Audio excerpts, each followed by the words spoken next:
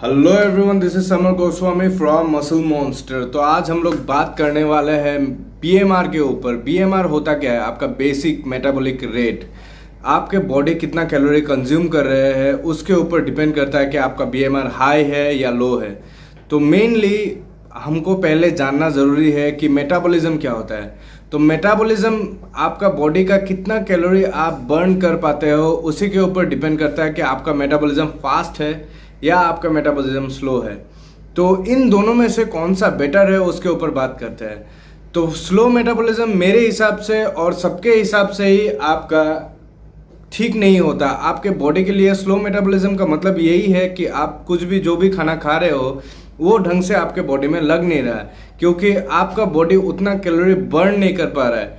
और जो fast metabolism होते हैं उनको कैलोरी कभी भी आपका इतना सरप्लस कैलोरी में उनको खाना ज़रूरी है, क्योंकि अगर उनका सरप्लस कैलोरी में वो लोग ने कंज्यूम नहीं किया, उन्होंने अगर ढंग से अपना बीएमआर कैलकुलेट करके अगर उन्होंने कंज्यूम नहीं किया।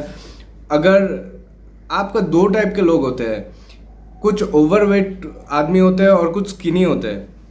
तो ओवरवेट का मेन प्रॉब्लम यही है कि उनका मेटाबॉलिज्म स्लो होता है। अगर मेटाबॉलिज्म स्लो हो तो आप जितना कैलोरी कंज्यूम कर रहे हो तो उतना कैलोरी आप बर्न नहीं कर पाते हो। अगर आपका मेटाबॉलिज्म फास्ट है तो फिर आप जितना कैलोरी कंज्यूम कर रहे हो उतना आपका बर्न हो जाता है। इसलिए मैक्सिमम जिनका मेटाबॉलिज्म थोड़ा ज़्यादा हाई होता है तो वो लोग स्किनी पीपल ही होते हैं और उन लोग को थोड़ा गेनिंग करने में थोड़ा प्रॉब्लम होता है। तो मेनली यही चीज़ है कि आपको इसको सुधारना कैसे है। तो स्लो मेटाबॉलिज्म वाले लोगों के लिए सबसे बढ़िया टिप यही है कि आप कैलोरिक डेफिशिएंट डाइट यूज़ कीजिए, क्योंकि आपका बॉडी ऑलरेडी आपका कैलोरी कम से कम बर्न कर रहा है। इसलिए आपको मैक्स से मैक्स अपना बीएमआर कैलकुलेट करके उसमें से आपको 500 कैलोरी माइनस करके आप पकड़ लीजिए। आपका बीएमआर अगर 2000 के आसपास है तो आप अपना मेटाबॉलिज्म आपका स्लो है, इसलिए आपको 1200 से 1500 कैलोरी के अंदर में खाना खाना चाहिए। और अगर आपका मेटाबॉलिज्म फास्ट है, अगर आप स्किनी हो, आप ग्रो करना चाहते हो, तो अगर आपका 2000 अगर आपका कैलोरी काउंट निकल रहा है, अगर आपका बीएमआर निकल रहा है, तो आपको अपने कैलोरी काउंट से आपको 1000 सरप्लस में जाना ज़रूरी है, 500 से 1000 के अंदर। तो अगर आपका 2000 निकला बीएमआर तो आपको 2500 3000 के आसपास आपको खाना ज़रूरी है, तभी जाके आप मसल मास को गेन कर पाओगे। क्योंकि मेनली चीज़ यही आता है कि स्लो मेटाबॉलिज्म वालों के लिए अगर कैलोरिक डेफिशिएट किया तो फिर उसके साथ और भी कुछ चीज़ें आती हैं जिनको आपको फॉलो करना बहुत ही ज़्यादा ज़रूरी है। पहली बात, वर्कआउट आपको 6 दिन करना चाहिए आपको हफ्ते में, जिनमें से आपको 5 दिन आपको कार्डियो करना बहुत ज़्यादा ज़रूरी है। क्योंकि 5 दिन अगर आपने कार्डियो किया तब आपके बॉडी में जो वो एक्सेस जो आपका कैलोरी है वो उसको बर्न करने में आपको ज़्यादा हेल्प होगा। साथ में आपका बॉडी का जो वाटर रिटेंशन है वो भी आपका धीरे धीरे निकल जाएगा।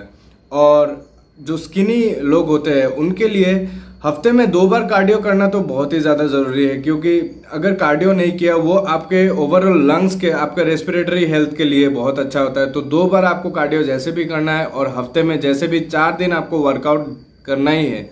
क्योंकि अगर आपने अपना कैलोरी बढ़ा लिया, अगर आप 3000 कैलोरी के हिसाब से आप खा रहे हो और अगर आपका मेटाबॉलिज्म फास्ट है तो आपको ग्रो करने के लिए आपका कैलोरी जल्दी से जल्दी बर्न हो जाता है, इसलिए आप स्किनी रह जाते हो।